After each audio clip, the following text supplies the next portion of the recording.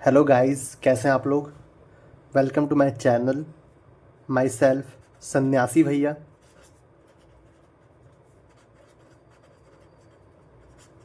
ये मेरा यूट्यूब का नाम है और मेरा रियल नेम अभय है। इस पूरे वीडियो को हम ऐसे बनाए हैं कि आप लास्ट टाइम पे एनसीईआरटी को रीड कर पाओ, वो भी समझ के। तो पढ़ते हैं, ठीक है। एक्सक्रीटरी प्रोडक्ट एंड एलिमिनेशन, ठीक। Animals including ammonia, sorry, animals accumulate ammonia, urea, uric acid. ये तो हमारा क्या हो गया, नाइट्रोजनस वेस्ट हो गया। इसके अलावा CO2 रिलीज करते हैं हम लोग। वाटर जो है, आयंस जो हैं जैसे कि sodium, potassium, chlorine, phosphate, sulphate. याद कैसे करेंगे आयन को? सोडियम देखो, सोडियम पोटासियम तो याद ही रहता है। क्लोरीन, सल्फेट, फॉस्फेट को याद करने का तरीका है कि देखो इसके पास -1 चार्ज, -2, -3, तो ऐसे करके याद कर लेंगे आयन को। तो एनिमल्स के बॉडी के अंदर एक्यूमुलेशन होता है, जमा होता है। क्या क्या जमा होता है?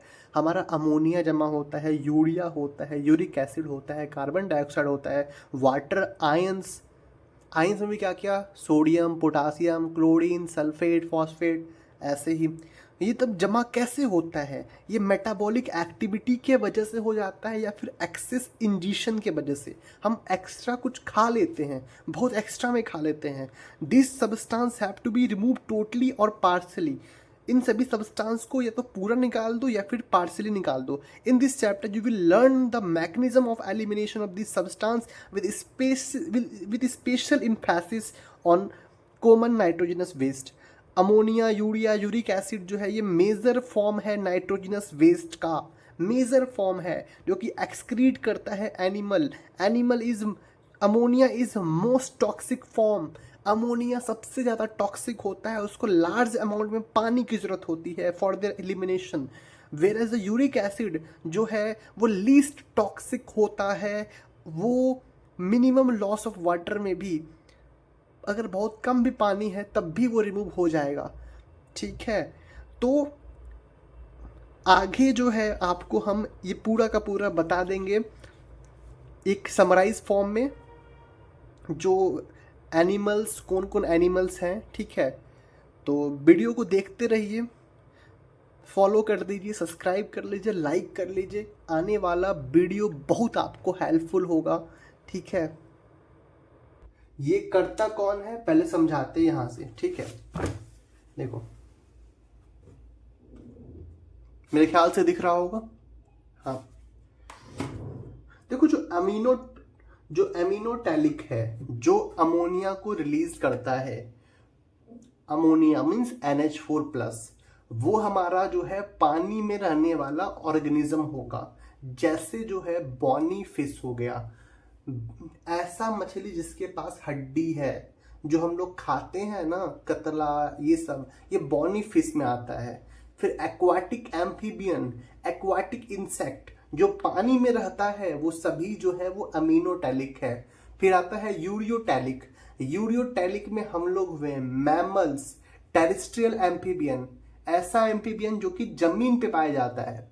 मैराइन फिश, मैराइन फिश यहाँ पे क्यों है? क्योंकि मैराइन फिश जो है वो सॉल्टी वाटर में रहता है, जैसे डॉल्फिन हो गया, शार्क हो गया, ये सब मैराइन फिश है, ये सॉल्टी वाटर में रहता है। इसके पास जो है पानी की कमी होती है क्योंकि वो साल्टी वाटर में रहते हैं, ठीक है। अब जो है यूरिकोटैलिक को कैसे याद करेंगे? RBI snail. R से हो जाएगा रेप्टाइल, B से बर्ड, I से इंसेक्ट और snail, land snail, RBI snail, ठीक है। तो यहाँ पे देखो अब प्रोटोनेफ्रिडिया जो है, जिसे हम फ्लैम सेल कहते हैं, प्रोटोनेफ्रिडिया जो कि फ्लैम सेल है, ठीक है। प्रोटोनेफ्रिडिया जो कि हमारा फ्लैम सेल है, वो पाया जाता है हमारा प्लेटीहेलमिन्थस में, प्लेनेरिया, फ्लैटवर्म, रोटिफर्स, सम एनेलिड्स और सेफेलोकॉर्डेटा, जिसे हम एम्फियोक्सिस भी कहते हैं, जिसे हम एम्फियोक्सिस भी कहते हैं, ठीक है। तो जो प्रोटोनेफ्रिडिया है, प्रोटोनेफ्रिडिया को हम फ्लैम सेल कहते हैं, और ये जो है हमारा प्लैटीहेलमिन्थेस में पाया जाता है। प्लैटीहेलमिन्थेस में भी प्लेनेरिया हो गया, फ्लैटवर्म हो गया, इसके बाद ये कुछ रोटिफर्स में पाया जाता है, सम एनेलिड्स में पाया जाता है, सेफालोकॉर्डेटा में पाया जाता है, जिसे हम प्यार से बोलते हैं एम्फिऑक्सिस, जिसे हम प्यार से बोलते हैं एम्फिऑक्सिस।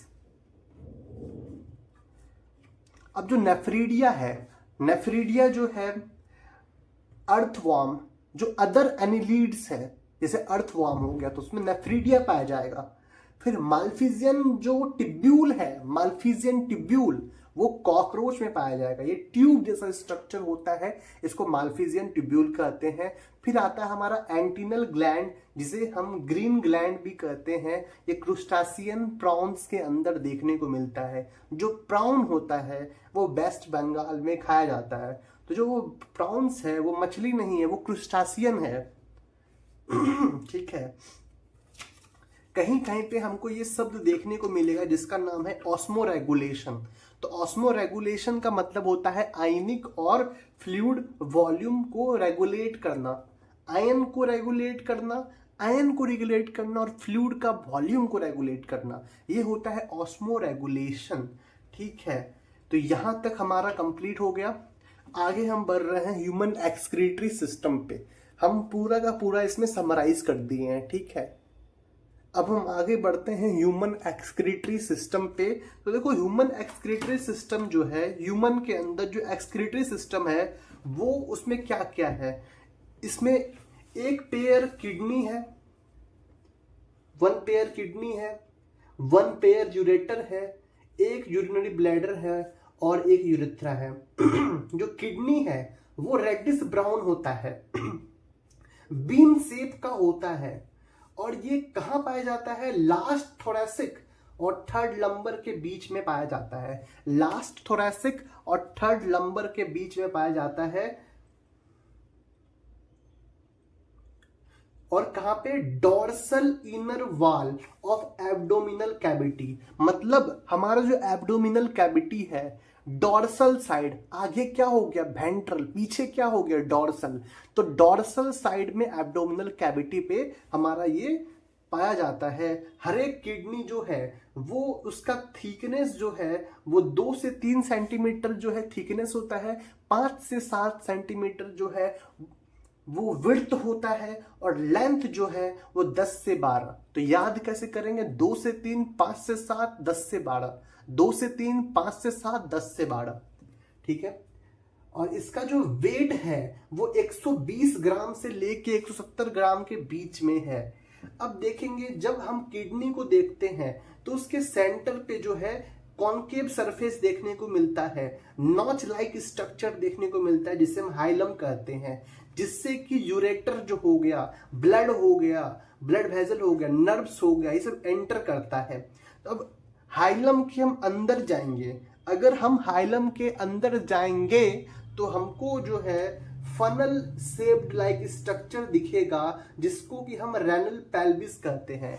एल्विस भाई, पेल्विस भाई, तो ये रेनल पेल्विस है, और इससे जो है प्रोजेक्शन निकला हुआ होता है, जिसको हम बोलते हैं कैलिसिस। माइनर कैलिस, सॉरी मेजर कैलिसिस, फिर माइनर कैलिसिस आता है। जो आउटर लेयर है किडनी का वो टफ होता है, tough capsule. Inside the kidney there are 2 zone. जो बाहर का जोन है उसे हम आउटर कॉर्टेक्स बोलते हैं, और जो अंदर का जोन है जिसे मेडुला कहते हैं। द मेडुला जो है वो डिवाइडेड होता है फ्यू कॉनिकल मास में। मेडुला के अंदर जो है कुछ कॉनिकल मास होता है, जिसे हम मेडुलरी पिरामिड कहते हैं, और उसके अंदर जो है कुछ कॉर्टेक्स घुस जाता है। जो कॉर्टेक्स है वो कुछ मेडुला के अंदर घुस जाता है, मेडुलरी पिरामिड के बीच में आ जाता है।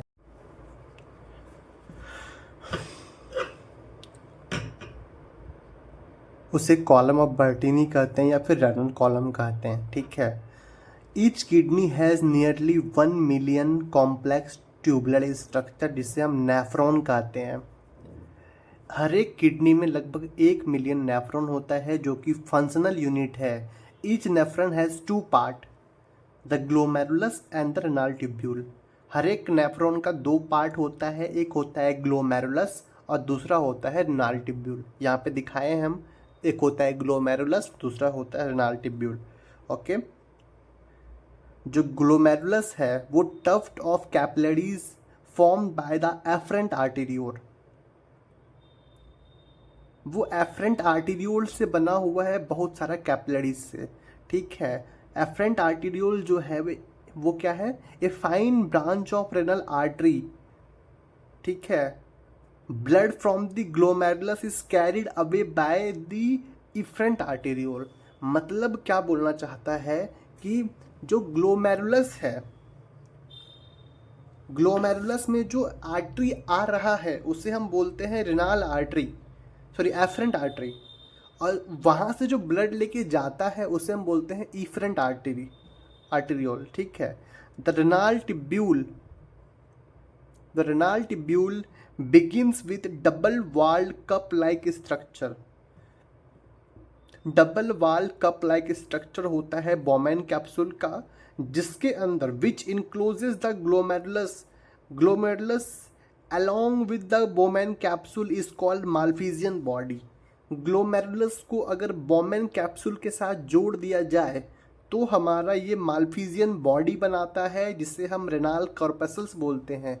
देखो यहाँ पे जो ग्लोमेरुलस है, जो ग्लोमेरुलस है और जो बोमेन कैप्सूल है, दोनों को मिला दिया जाए तब माल्फीजियन बॉडी बनेगा, या उसको तुम प्यार से रेनाल कॉर्पसल्स बोल देंगे, ठीक है। The tubule continue further to form highly coiled network, जिसे हम बोलते हैं पीसीटी, प्रॉक्सिमल कॉन्वोल्यूटेड ट्यूब्यूल। देखो यहाँ पे एफरेंट आर्टेरियोल आ रहा है, ग्लोमेरुलस बना रहा है, इफरेंट आर्टेरियोल लेके जा रहा है। ग्लोमेरुलस जो है, ग्लोमेरुलस है ये, और ये बोमेन कैप्सूल है, दोनों को साथ में मिलके हम बोल दिए माल्फीजियन बॉडी या फिर रेनाल कॉर्पसल्स। फिर ये पीसीटी बनाया, फिर ये जो है हैनलेज लूप बनाया। हैनलेज लूप में एक जो है डिसेंडिंग लिम्ब है, दूसरा असेंडिंग लिम्ब है, और इन दोनों को ही हम क्या कहे हैं, हैनलेज लूप, ठीक है। ये कैसा होता है, हेयर पिन लाइक शेप का होता है। कलेक्टिंग डक्ट ये हो गया। जो भासा रेक्टा है, बहुत इंपॉर्टेंट बात, भासा रेक्टा जो है वो यू शेप्ड है, और जो हैनलेज लूप है वो हेयर पिन शेप है। बहुत इंपॉर्टेंट बात है। आगे बढ़ते हैं। तो वही बोला गया है कि a hairpin shape Henle's loop. तो हैनलेज लूप कैसा है, hairpin shape, is the next part of the tubule, ठीक है। वो नेक्स्ट पार्ट है पीसीटी के बाद, which has the descending and ascending limbs, ठीक है, बता चुके हैं। The ascending limbs continue as another highly coiled tubular region, जिसे हम क्या बोलते हैं, डीसीटी बोलते हैं, distal convoluted tubule. The DCT of many nephrons open into a straight tube, और उस स्ट्रेट ट्यूब को बोलते हैं हम कलेक्टिंग डक्ट, ठीक है। Many of which converge and open in the renal pelvis, ठीक है, through medullary pyramid in the calyces. मतलब सभी जो है वो रेनाल पेल्विस में आके एक्यूमुलेट होता है, मतलब ठीक है, रेनाल पेल्विस में आता है। कैसे आता है, मेडलरी पिरामिड के थ्रू आता है, फिर कैलिस में आएगा, फिर कैलिस के द्वारा जो है वो रेनाल पेल्विस में पहुंच जाएगा।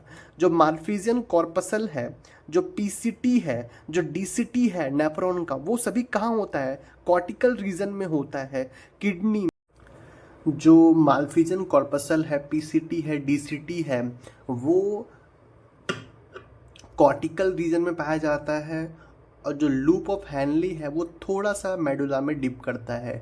मेजॉरिटी ऑफ नेफ्रॉन में ये होता है, ठीक है, जिसमें कि लूप ऑफ हैनली बहुत छोटा होता है और बहुत कम जाता है अंदर की तरफ मेडुला में, उसे हम कॉर्टिकल नेफ्रॉन कहते हैं। और जो अंदर तक जाता है उसे हम जक्स्टा मेडुलरी नेफ्रॉन कहते हैं, ठीक है। और जो कॉर्टिकल नेफ्रॉन है वहाँ पे भासा रेक्टा जो है वो एब्सेंट होता है या फिर हाईली रिड्यूस्ड होता है। जो इफरेंट आर्टेरियोल है, emerging from glomerulus, form a fine capillary network around renal tubule, जिसे हम बोलते हैं peritubular capillary. A minute vessel of this network runs parallel to the Henle's loop forming U shape vasa recta, ठीक है। भासा रेक्टा कैसा है, U shape है, अब भासा रेक्टा एब्सेंट होता है या फिर हाईली रिड्यूस्ड होता है कॉर्टिकल नेफ्रॉन के अंदर, ठीक है। Urine formation involves 3 main process, namely glomerulus filtration, reabsorption and secretion।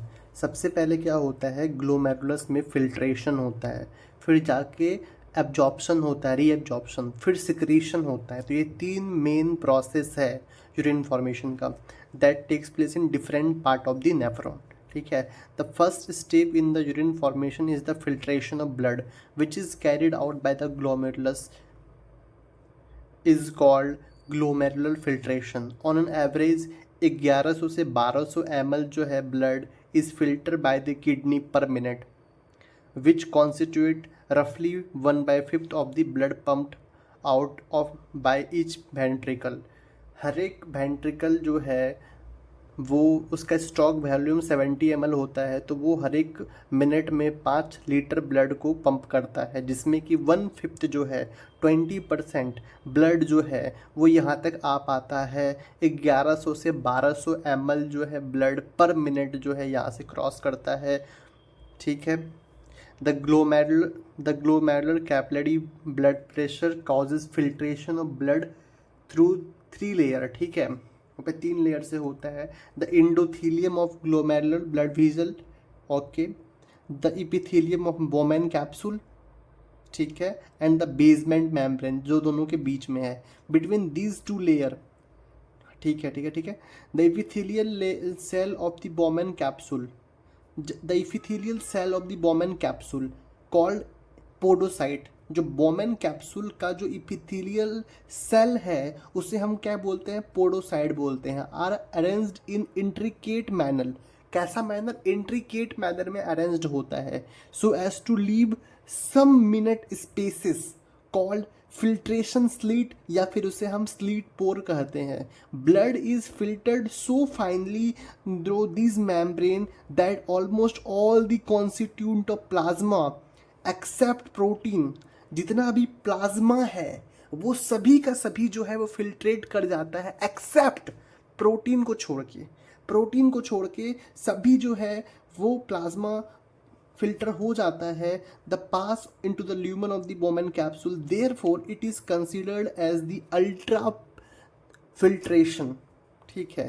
तो यहाँ पर देखो बहुत इंपॉर्टेंट बात लिखे हैं कि जो हमारा कॉर्टिकल नेफ्रॉन है, कॉर्टिकल नेफ्रॉन है, वहाँ पे भासा रेक्टा एब्सेंट होता है, ठीक है, याद रखना, या फिर हाईली रिड्यूस्ड होता है। अब देखो यहाँ पे यूरिन फॉर्मेशन में 1100 से 1200 ml ब्लड जो है वो फिल्टर होता है पर मिनट, जो कि 1/5 है। देखो यहाँ पे ये हमारा क्या है, बोमेन कैप्सूल का इपिथेलियल सेल है, जिसे हम ये क्या है, ग्लोमेरुलस का इंडोथीलियम है, और ये हमारा बोमेन कैप्सूल का इपिथेलियल सेल है जिसे हम पोडोसाइट कहते हैं। इनके बीच में देखो स्लीट पोर है, इंट्रिकेट मैनर में है, बीच में बेसमेंट मेम्ब्रेन है। कितना सही बताया गया है इसमें।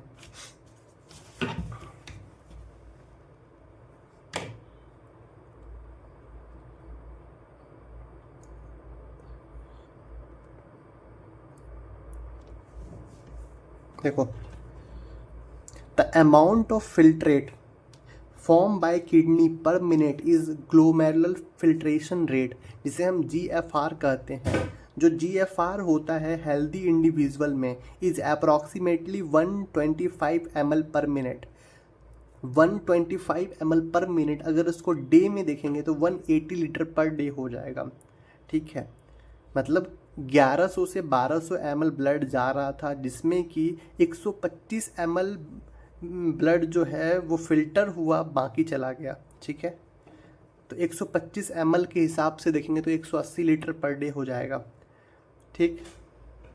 द किडनी है built in mechanism for the regulation of glomerular filtration rate. One such efficient mechanism is carried out bye juxta glomerular apparatus। फिर से One such efficient mechanism is carried out by juxtaglomerular apparatus Okay, JGA is special sensitive region formed by cellular modification in the distal convoluted tubule. ठीक है, JGA जो juxta glomerular apparatus है वो modified cell होता है जो कि DCT में होता है और एफरेंट आर्टीरियोल में होता है। बहुत इंपॉर्टेंट बात है, देखो GGA जो है जक्स्टा ग्लोमेरुलर अपरेटस, ये हमारा एफरेंट आर्टीरियोल में होता है और DCT में होता है। ठीक है, जब कभी भी GFR में कमी होता है तो जो JG सेल है वो रिलीज़ करता है रेनिन को, जो कि अभी आगे पढ़ेंगे। देख लो, बहुत इंपॉर्टेंट बात है कि यहाँ पे जो रेनिन है ना उसमें एक ही एन है, 2 एन नहीं है, एक एन है। बहुत इंपॉर्टेंट बात है। Which can stimulate the glomerular blood flow and thereby GFR back to normal. ठीक, मतलब देखो हुआ क्या, जब कभी भी क्या होता है GFR कम होता है तो जो हमारा JGA है जक्स्टा ग्लोमेरुलर अपरेटस, जो कि DCT और एफरेंट आर्टीरियोल में पाया जाता है, तो ये जो JG सेल है वो रेनिन को प्रोड्यूस करता है। रेनिन क्या करता है, ब्लड फ्लो को वापस से बढ़ा देता है। जब वापस से ब्लड फ्लो बढ़ जाएगा तो वापस से GFR भी बढ़ जाएगा। ठीक है, a comparison of the volume of the filtrate form per day is 180 litre per day with that of urine release, जो कि 1.5 लीटर है। सजेस्ट दैट 99% जो फिल्ट्रेट है वो वापस से रीअब्जॉर्ब्ड हो जाता है by renal tubule. This process is called reabsorption. The tubular epithelial cell in different segment of nephron perform this either by active or passive mechanism। ठीक है, substance like glucose, amino acid, sodium, तो कौन कौन actively absorb होता है? देखो, glucose हो गया, अमाइनो एसिड हो गया, सोडियम हो गया, NAG से याद कर लो, सोडियम, अमाइनो एसिड, ग्लूकोज। ये क्या होता है, एक्टिव जो है वो हमारा एक्टिवली एब्जॉर्ब होता है। और जो हमारा पैसिवली एब्जॉर्ब होता है उसमें क्या है, जो हमारा पैसिवली एब्जॉर्ब होता है उसमें नाइट्रोजनस वेस्ट है और जो है और वाटर है और क्लोरीन आयन होता है, Cl- आयन। बहुत इम्पॉर्टेंट है। देखो, आयंस में सोडियम, पोटासियम एक्टिवली होगा, लेकिन पैसिवली क्या हो रहा पता है, क्लोरीन Cl-, क्योंकि इसके पास माइनस है, ये निगेटिव है, इसीलिए ये पैसिवली होता है। जो हमारा बाइकार्बोनेट था, पता नहीं बाइकार्बोनेट के बारे में कुछ नहीं जानते, बाइकार्बोनेट भी जो है एक्टिवली होता है, लेकिन पैसिवली क्या क्या है? देखो, 3 चीज़ पैसिवली हम ये जानते हैं। पैसिवली क्या क्या है? देखो, पैसिवली हमारे पास जो है नाइट्रोजनस वेस्ट है, वाटर है और जो है Cl- क्लोरीन है। ठीक है, इतना ही है।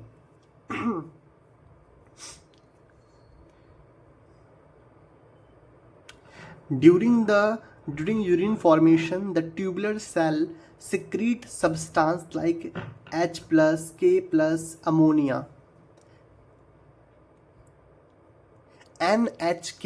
समझो बात को, हम इसको याद करेंगे, NHK, N से हो गया अमोनिया, H से हो गया H+, K+, NHK से याद करेंगे। अमोनिया, N से हो गया अमोनिया, H से H, K से। ठीक है, यहाँ पे दिया हुआ है अमोनिया H+, K+। ठीक है, इतना सा गिवन है। और आगे बढ़ते हैं। The tubular secretion is also important step in urine formation as it help in the maintenance of ionic and acid balance, base balance of the body fluid. बहुत बहुत इंपॉर्टेंट बात है ये। जो ट्यूबुलर सिक्रीशन है वो क्यों इम्पॉर्टेंट है? क्योंकि ये मेंटेनेंस करता है ऑस्मोरिलेशन को, ऑस्मो रेगुलेशन करता है, आयनिक और जो फ्लूइडिक वॉल्यूम था उसको क्या करता है, मेंटेन करता है। यहाँ पे लिखा हुआ एसिड बेस बैलेंस। ठीक है, अब देखते हैं फंक्शन ऑफ ट्यूब्यूल। इससे पहले थोड़ा सा एक बार समरी देख लेते हैं इतना का, कि देखो हुआ क्या था। हमारे पास जो है 1100 से 1200 ml ब्लड आ रहा था, जो कि 1/5 है जिसमें कि 125 ml जो है पर मिनट हमारा फ़िल्टर हो रहा था, जिसे हम GFR कह दिए, और वो अगर देखें तो 180 लीटर पर डे हो जाएगा। जो JGA है वो एफरेंट आर्टीरियोल में है और DCT में पाया जाता है। जब भी GFR कम होता है तो JG सेल जो है एक्टिव हो जाता है, रेनिन को रिलीज़ करवाता है और वापस से ब्लड फ्लो बढ़ जाता है, तो फिर GFR भी बढ़ जाता है। ठीक है, हमारा देखो एक्टिवली तो एब्जॉर्ब बहुत कुछ हो जाएगा, पैसिवली में सिर्फ 3 ही चीज़ दिया हुआ है जो कि याद करना है, जो कि है हमारा नाइट्रोजनस वेस्ट, वाटर और क्लोरीन। ठीक है, सिक्रीशन कैसे होता है? 3 चीज़ का सिक्रीशन होता है। NH N से हो गया हमारा NH3, H के प्लस और K प्लस, 3 ही चीज़ होता है। ठीक है, अब आ गए फंक्शन ऑफ ट्यूब्यूल के ऊपर। तो फंक्शन ऑफ ट्यूब्यूल में जो है, देखो फंक्शन ऑफ ट्यूब्यूल में प्रॉक्सिमल कॉन्वोल्यूटेड ट्यूब्यूल, जिसे हम कहते हैं PCT, जो PCT है is lined by simple cuboidal brush border epithelium. जो हमारा PCT है उसके अंदर क्या है पता है? सिंपल क्यूबाइडल है, लेकिन उस क्यूबाइडल में भी ब्रश बॉर्डर इपिथेलियम है, जो कि सरफेस एरिया को बढ़ाता है रीअब्जॉर्प्शन के लिए। नियरली जितना भी एसेंशियल न्यूट्रिएंट है, ठीक है, सारा का सारा यहीं से अब्जॉर्ब होता है। 70 से 80% इलेक्ट्रोलाइट्स और वाटर यहाँ पर से रीअब्जॉर्ब होता है।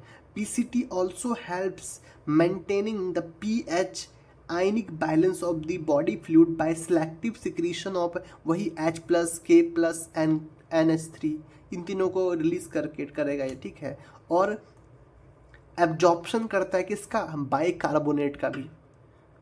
एब्जॉर्प्शन किसका करेगा? बाइकार्बोनेट को एब्जॉर्ब करता है, हमेशा याद रखना है। 3 चीज ही रिलीज होगा, NHK। ठीक है,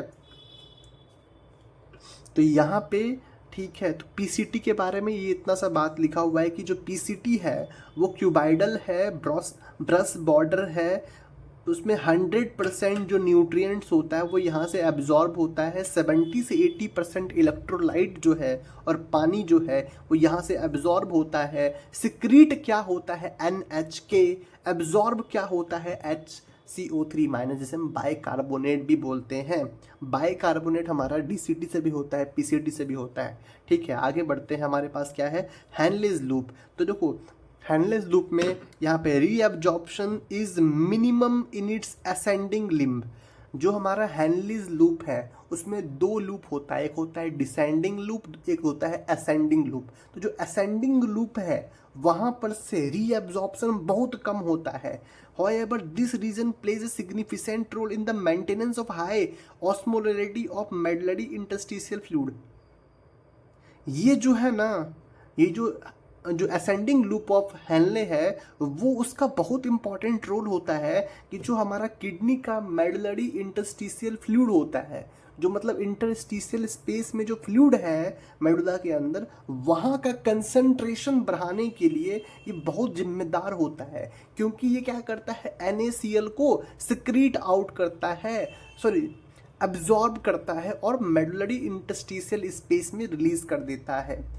The descending lip of Henle is permeable to water but almost impermeable to electrolytes। तो जो डिसेंडिंग लूप है वो हमारा वाटर के लिए होता है, सॉल्ट के लिए नहीं होता है, इलेक्ट्रोलाइट्स के लिए परमिएबल नहीं होता है। This concentrates the filtrate as it moves down। The ascending limb is impermeable to water but allows transport of electrolyte।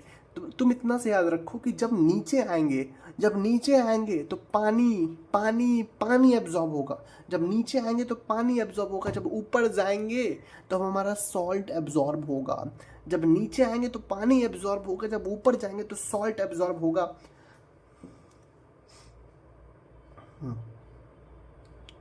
ठीक है, कहाँ पे थे? हाँ, Therefore, as concentrated filtrate passed upward, it get diluted due to passage of electrolyte due to the medullary fluid. जब ascending loop से ऊपर जा रहे थे तब कुछ NaCl, कुछ इलेक्ट्रोलाइट जो है वो बाहर निकल गए थे, मतलब एब्जॉर्ब हो गए थे। तो वापस से फिल्ट्रेट जो था हमारा, जो वापस से फिल्ट्रेट था वो वापस से कंसनट्रेटेड से वापस से डाइल्यूट हो गया, क्योंकि हम उससे जो है सॉल्ट को बाहर निकाल दिए थे, उससे सॉल्ट को बाहर निकाल दिए थे। आगे बढ़ते हैं, हैनलीज लूप को एक बार वापस से रिकवर करते हैं। देखो हैनलीज लूप जो है उसमें असेंडिंग लूप है जो कि मेंटेन करता है ऑस्मोलरिटी को, किसमें, किसका ऑस्मोलरिटी को मेंटेन करता है, मेडुलरी इंटरस्टिशियल फ्लूइड का। ये जो नीचे वाला है डिसेंडिंग वो वाटर के लिए परमिएबल है, और जो ऊपर वाला है वो सॉल्ट के लिए परमिएबल है, जैसे NaCl हो गया। यहाँ पे कंसनट्रेटेड होता है, जब ऊपर लेके जाते तो डाइल्यूट हो जाता है, क्योंकि ये साल्ट जो है निकाल दिया इससे, तो ये डाइल्यूट हो गया। ठीक है, अब हम आते हैं DCT के ऊपर। जो हमारा DCT है, डिस्टिल कॉन्वोल्यूटेड ट्यूब्यूल, इस यहाँ पे क्या होता है, कंडीशनल रीअब्जॉर्प्शन होता है सोडियम का, वाटर का और बाइकार्बोनेट का। देखो एब्जॉर्ब तीन ही चीज़, देखो एब्जॉर्ब क्या क्या होता है, न्यूट्रिएंट्स तो पूरा का पूरा एब्जॉर्ब हमारा वहाँ पे हो गया PCT में। न्यूट्रिएंट्स के अलावा क्या एब्जॉर्ब हुआ था, amino acid, sodium, water, bicarbonate. तो वो बाकी जो है, जो चीज़ हमारा PCT में एब्जॉर्ब हुआ था वही चीज़ जो है वो DCT में भी एब्जॉर्ब होगा, एक्सेप्ट न्यूट्रिएंट को छोड़ के, क्योंकि न्यूट्रिएंट सारा का सारा PCT में एब्जॉर्ब हो गया था। DCT में चलो आ गए हैं। DCT is capable of reabsorption of bicarbonate, selective secretion of H+, K+, NH3 to maintain the pH। वही बात हो गया कि जो हमारा, देखो सिक्रीशन कौन करेगा, H+, K+ और अमोनिया NH3, किस क्या करने के लिए, maintain pH and sodium potassium balance in the blood. तो देखो DCT को हम इतना समय रिकैप्चुलेट किए हैं कि जो DCT है वो एब्जॉर्ब करता है सोडियम को, वाटर को, बाइकार्बोनेट को, और जो है पोटासियम भी मान, पोटासियम नहीं, पोटासियम नहीं मानना भाई, पोटासियम सिक्रीट करता है, NHK सिक्रीट क्या करेगा, NHK सोडियम को एब्जॉर्ब करेगा, पोटासियम को सिक्रीट करेगा, NHK याद रखना, मेंटेन करेगा pH को, सोडियम पोटासियम बैलेंस करेगा ब्लड में, also done by collecting duct, ये कलेक्टिंग डक्ट भी करता है। अब हमारा देखो यहाँ पे कलेक्टिंग डक्ट आ गया है। तो कलेक्टिंग डक्ट जो है, this long duct extend from cortex of the kidney to the inner part of the medulla. ठीक है, large amount of water could be reabsorb from this region to produce concentrated urine. बहुत ज़्यादा पानी absorb होता है जिससे कि हम कंसनट्रेट कर सके यूरिन को। This segment allows the passage of small amount of urea into the medullary interstitium. यहाँ से क्या होता है, इस कलेक्टिंग डक्ट से जो है यूरिया जो है वो एब्जॉर्ब होता है, और ये यूरिया कहाँ आ गया, मेडुलरी इंटरस्टिशियम में आ गया। ये मेडुलरी इंटरस्टिशियम में आ गया और ये यूरिया फिर यहाँ पे जाके असेंडिंग लूप में जाके सिक्रीट भी हो जाता है। देखो सिक्रीट जो है क्या क्या होता है, NHK,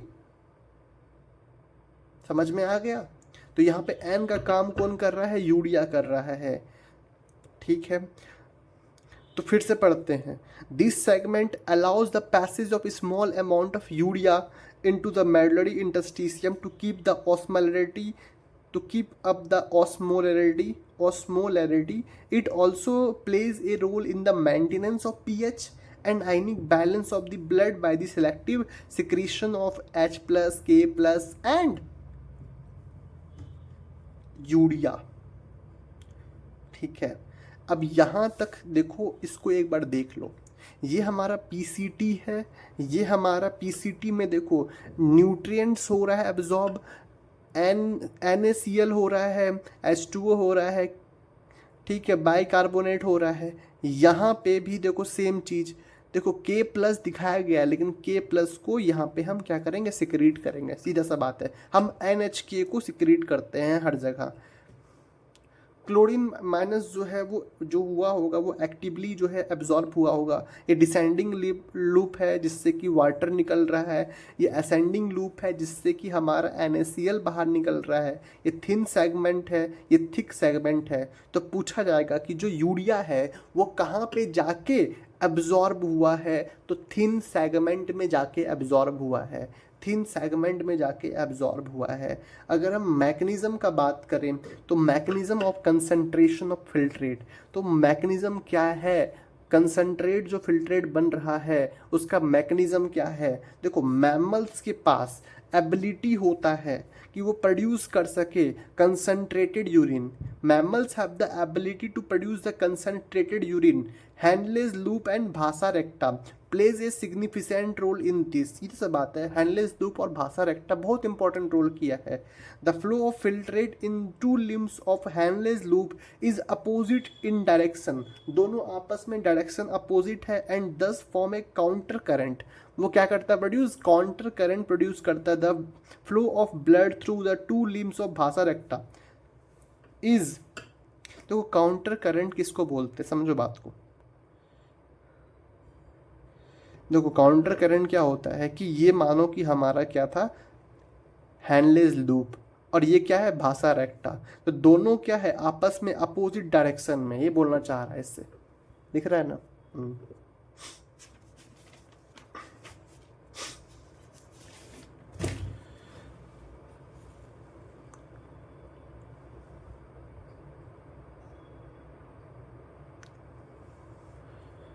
Also in counter current pattern, the proximity between handless loop, जो proximity है handless loop का और जो भासा रेक्टा का है, जो proximity है वो as well as the counter current in them helps in maintaining the increasing osmolarity toward the inner medullary interstitium।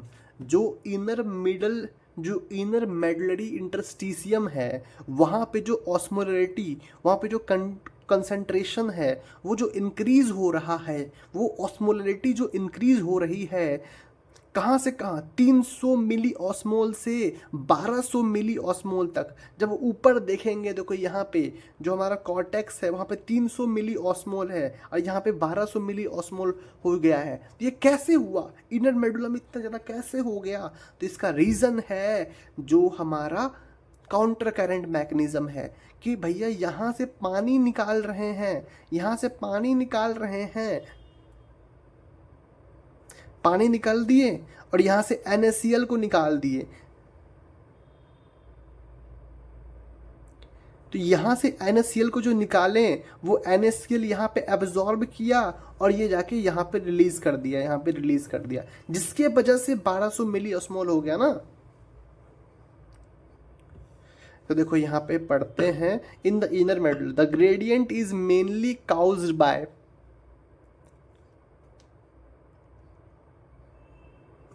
the gradient is mainly caused by NaCl and urea. जो ये ग्रेडियंट बना है वो किसके वजह से बना है, हमारा NaCl, हमारा यूरिया, इसके वजह से बना है।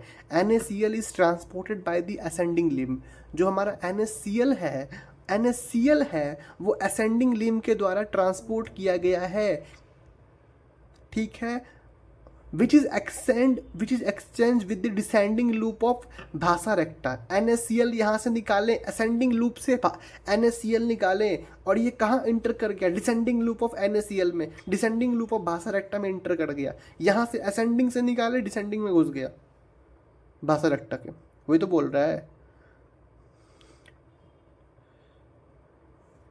ठीक है। NaCl is returned to the interstitium by the ascending portion of भासा रेक्टा।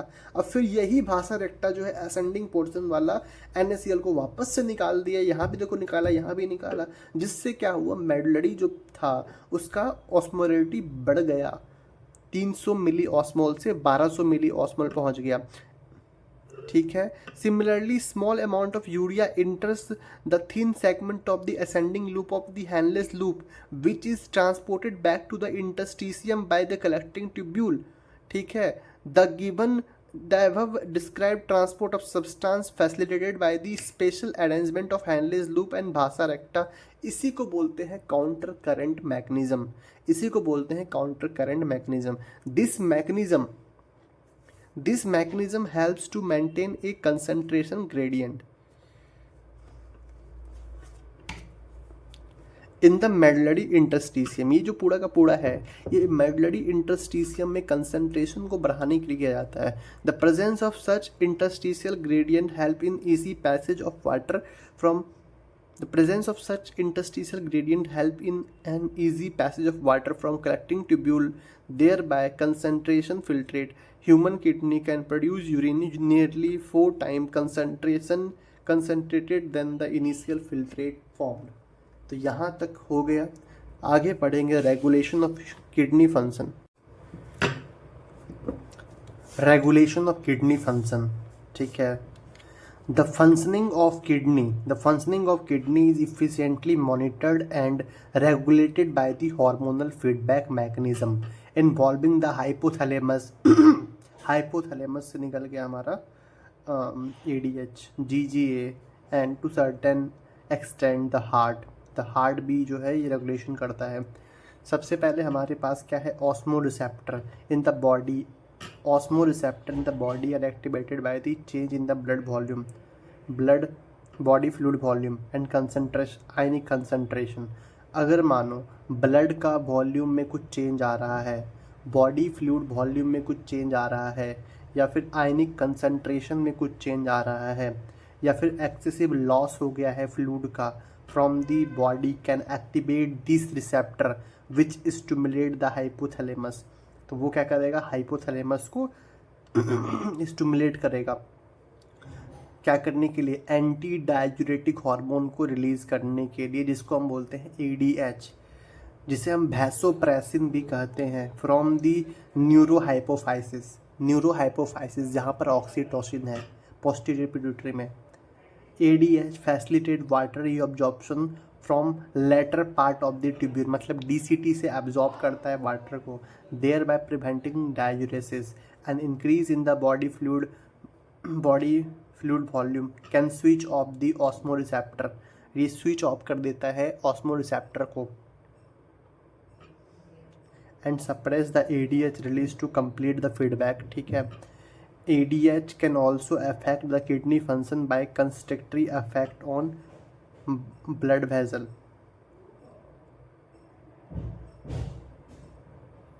देखो एक तो क्या करेगा, ये वाटर को रीएब्जॉर्प्शन करेगा, एक तो ये वाटर को रीएब्जॉर्ब करेगा, और दूसरा जो है वाटर, और ये क्या करेगा, भैसो प्रेस करेगा, मतलब जो हमारा भेजल था उसको प्रेस करेगा. मतलब ये दो काम करता है, एक तो हो गया कि वाटर को एब्जॉर्ब करना, दूसरा भेजल को प्रेस करना, ठीक है. जिसका नाम क्या है, वैसोप्रेसिन. इसका दो नाम क्यों है, एंटी डाययूरेटिक हार्मोन, कि यूरिन नहीं बनने देगा, पानी के थ्रू एब्जॉर्ब कर लेगा. दूसरा क्या है, वैसोप्रेसिन, प्रेस करेगा, ठीक है. This can cause increase in the blood pressure, and increase in the blood pressure can increase the GFR, ठीक है. अब मेरे पास जो है, इसका पहले तुम कंक्लूजन समझ लो. जो हाइपोथैलेमस है, हाइपोथैलेमस से क्या रिलीज होता है, ADH को क्या बोलते हैं, वैसोप्रेसिन भी. ये कहाँ से रिलीज होता है, पोस्टीरियर पिट्यूटरी को क्या बोलते हैं, न्यूरोहाइपोफाइसिस, ठीक है. ये इतना इंपॉर्टेंट याद रखो. अब देखो मोस्ट इम्पॉर्टेंट बात अभी जो पढ़ने वाले हैं रेनिन के बारे में. तो रेनिन में एन जो है वो एक होता है, सिंगल एन होता है, एक एन होता है. The JGA plays a complex regulatory role if fail in GFR, या तो फिर प्रेशर में, किसी चीज़ में अगर कुछ भी कमी होता है, the GFR can activate the JG cell to release the renin, which convert the angiotensinogen in blood to angiotensin 1 and further convert to angiotensin 2. जो एंजियोटेंसिन 2 है, मोस्ट इम्पॉर्टेंट बात, जो हमारा एंजियोटेंसिन 2 है, ये मोस्ट बीइंग पावरफुल वैसोकंस्ट्रिक्टर, ये वैसोकंस्ट्रिक्टर होता है, इंक्रीज कर देगा ग्लोमेरुलर ब्लड प्रेशर को and thereby GFR. Angiotensin also activate the adrenal cortex to release the aldosterone. Aldosterone causes reabsorption of sodium and water from the distal part of the tubule. This lead to increase in the blood pressure and GFR. This complex mechanism is generally known as renin-angiotensin mechanism. देखो इसको rennin या इसको रास mechanism बोलते हैं, RAAS. समझो, R का मतलब हुआ रेनिन, A का मतलब हुआ एंजियोटेंसिन, और फिर A का मतलब हुआ अल्डेस्ट्रॉन, S का मतलब system. Renin, angiotensin, aldosterone system. इसमें क्या होता है, हमारा जो जीजी सेल है वो रेनिन को रिलीज करता है. रेनिन कहाँ से रिलीज करेगा, एफरेंट आर्टीरियोल, DCT से, दोनों जगह से रेनिन को रिलीज किया. रेनिन क्या किया, एंजियोटेंसिन को एंजियोटेंसिन 1 में कन्वर्ट किया, फिर एंजियोटेंसिन 1 को 2 में कन्वर्ट किया. एंजियोटेंसिन 2 जो था वो पावरफुल वैसोकंस्ट्रिक्टर था, और ये क्या किया, एड्रिनल कॉर्टेक्स से जाके अल्डेस्ट्रॉन को बाहर निकाला. अल्डेस्ट्रॉन क्या करता है, पानी और NaCl को वापस से एब्जॉर्ब करा लेता है DCT से. तो जो काम हमारा ADH वैसोप्रेसिन का था, वही काम जो है इसका भी है, रास मैकेनिज्म का भी है. रेनिन, एंजियोटेंसिन, अल्डेस्ट्रॉन मैकेनिज्म बहुत इंपॉर्टेंट है. इसमें N एक आता है, रेनिन में एक N आता है, बहुत इंपॉर्टेंट. फिर हमारे पास जो है अब जो है हार्ट का काम है.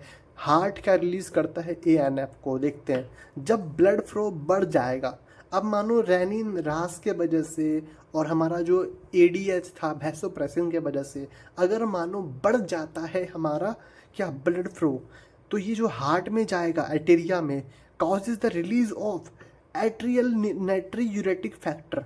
एट्रियल नाइट्रीयूरेटिक फैक्टर को ये रिलीज करेगा. और ये जो ANF है वो वैसोडाइलेशन करता है, dilation of blood vessel, and thereby decrease the blood pressure, जिसके वजह से ब्लड प्रेशर वापस से नॉर्मल हो जाएगा. जो ANF मैकेनिज्म है ये चेक करता है रास मैकेनिज्म को, ये चेक करता है. अगर रास जो है बढ़ा दिया ज़्यादा तो वो कम करेगा, डायलेशन करेगा. रास को चेक कर रहा है ये ANF जो है, वो रास को चेक करता है, चेक पॉइंट देता है. तो एक बार फिर से हम समरी दे रहे हैं. जो हमारा ये तो समझा दिया पूरा प्रॉपर. ANF के बारे में, ये वैसोडाइलेशन है, हार्ट से रिलीज होता है, BP कम करता है, ये चेक पॉइंट है रास मैकेनिज्म के लिए. अब हम देखते हैं मिक्चुरेशन के बारे में. जो देखो मिक्चुरेशन है, मिक्चुरेशन का मतलब क्या होता है, कैसे होता है, सब कुछ समझेंगे. देखो, यूरिन जो फॉर्म हो रहा है नेफ्रॉन से, वो अल्टीमेटली कहाँ जा रहा है, यूरिनरी ब्लैडर में जा रहा है, where it is stored till a voluntary signal is given by the central nervous system. देखो हुआ क्या, this signal is initiated by the stretching of the urinary bladder. देखो हुआ क्या, सबसे पहले जो है हमारा CNS एक सिग्नल को भेजा, जिससे कि जो हमारा यूरिनरी ब्लैडर था उसमें स्ट्रेचमेंट हुआ, वो स्ट्रेच होने लगा. ठीक है, अब इसमें क्या हुआ, यूरिन फिल होना स्टार्ट हुआ. In response to stretch receptor on the wall of the bladder send signal to CNS. तो सबसे पहले CNS ने जो है सिग्नल को भेजा कि यूरिनरी ब्लैडर को स्ट्रेच करो. फिर वहाँ पे जो है यूरिन भरना स्टार्ट किया. अब यूरिन भर चुका है, अब ये वापस से जो स्ट्रेच रिसेप्टर है वापस से CNS को जो है सिग्नल भेजेगा, और CNS क्या करेगा, उस सिग्नल को पास कर देगा मोटर न्यूरॉन के पास, to initiate the contraction of smooth muscle of the bladder. कि तुम जो है स्मूथ मसल जो है ब्लैडर का, उसको क्या करो, कॉन्ट्रैक्ट करो, एंड रिलैक्स करो स्पिंक्टर को, relaxation of urethral sphincter causing the release of urine. The process of release of urine is known as micturition. जब हम यूरिन को रिलीज करते हैं तो उससे हम बोलते हैं micturition. And the neural mechanism causing it is called micturition reflex, और जो हमारे माइंड में ये सब चीज़ हो रहा है उसको बोलेंगे micturition reflex. An adult human excrete on an average 1 to 1.5 liter of urine per day. The urine formed is a light yellow colored watery fluid which is slightly acidic. Slightly acidic मतलब pH क्या है 6 है, and has a characteristic odor, ठीक है, कुछ उसका smell भी होता है। ऑन एवरेज 25 से 30 ग्राम यूरिया जो है वो हमारे बॉडी से एक्सक्रीट आउट होता है।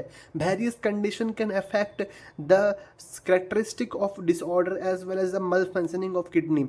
For example presence of glucose, तो उसे बोलेंगे हम ग्लाइकोसूरिया। अगर कीटोन बॉडीज आ गया यूरिन में तो बोलेंगे ketonuria, glycosuria, ketonuria in urine indicative of diabetes mellitus. अगर ये सब चीज़ आ रहा है तो इसे बोलेंगे हम डायबिटीज मेलाइटस, ठीक है। तो यहाँ पे देखो हम समरी बताए हैं कि होता क्या है। देखो भैया 25 से 30 ग्राम हमारा यूरिया बाहर निकलता है, पीएच कितना होता है 6 होता है। देखो हुआ क्या, सबसे पहले जो है सीएनएस ने सिग्नल को भेजा यूरिनरी ब्लैडर को स्ट्रेच करने के लिए। जब ये स्ट्रेच फुल हो गया तो ये वापस से सीएनएस को सिग्नल भेजा, फिर सीएनएस क्या किया, मोटर न्यूरॉन के द्वारा स्पिंटर को रिलीज कराया और साथ साथ स्मूथ मसल को कॉन्ट्रैक्ट करवाया, तब जाके हमारा यूरिन जो है वो बाहर निकल गया। अब देखो role of other organ in excretion. क्या एक्सक्रीशन में सिर्फ किडनी ही पार्टिसिपेट करता है? ऐसा नहीं है। हमारा जो एक्सक्रीशन है, इस एक्सक्रीशन में जो हमारा अदर ऑर्गन है जैसे लंग्स भी एसोसिएटेड है। किडनी तो है ही पहले से, लीवर भी हमारा इससे जुड़ा हुआ है, स्किन भी जुड़ा हुआ है। तो देखो our lung remove large amount of CO2 approx 200 ml per minute. जो हमारे लंग्स से जब हम सांस लेते हैं बाहर फेंकते हैं तो हमारे लंग्स से लगभग जो है 200 ml CO2 जो है पर मिनट बाहर रिलीज होता है। 200 ml CO2 बाहर रिलीज होता है पर मिनट, ठीक है। और वाटर भी जो है कुछ कुछ अमाउंट में रिलीज होता है एवरीडे। लीवर जो है वो लार्जेस्ट ग्लैंड है हमारे बॉडी में। ये क्या करता है, सिक्रीट करता है बाइल कॉन्टेनिंग सब्सटेंस, जैसे बिलीरुबिन हो गया, बिलीवर्डिन हो गया। ये सब क्या है, ये लीवर से रिलीज होता है। बिलीरुबिन ये सब पिगमेंट है, ठीक है। कोलेस्ट्रॉल हो गया, कोलेस्ट्रॉल के साथ क्या आ गया हमारा, स्टेरॉइड हो गया, ठीक है। कुछ विटामिन्स हो गए, कुछ ड्रग्स हो गए तो ये सब ले सकते हैं। तो लीवर में जो है बाइल में क्या है, बिलीरुबिन है, बिलीवर्डिन है, कोलेस्ट्रॉल है, इसके अलावा स्टेरॉइड है, फिर विटामिन्स है, ड्रग्स है, ये सब चीज़ है, ठीक है। तो इसके बाद हमारा अब क्या आता है, हमारा था स्वेट और सीबेसियस ग्लैंड। देखो हमारा स्किन में जो है ना 2 ग्लैंड है। एक हमारा है स्वेट ग्लैंड जिससे पसीना आता है, और दूसरा है सीबेसियस ग्लैंड। कभी कभी फेस पे जो है ऑयली स्किन होता है, ये इस सीबेसियस के वजह से होता है।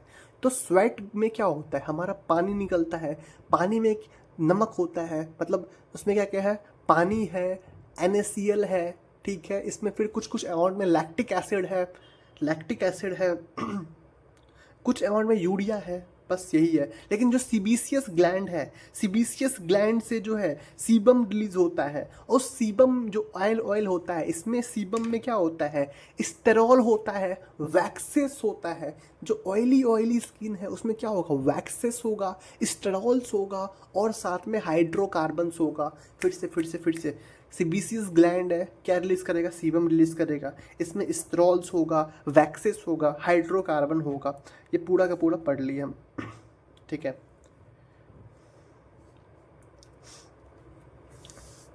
कोई इंपॉर्टेंट नहीं था, इतना सा जो है बढ़ा दिए, that is more than enough.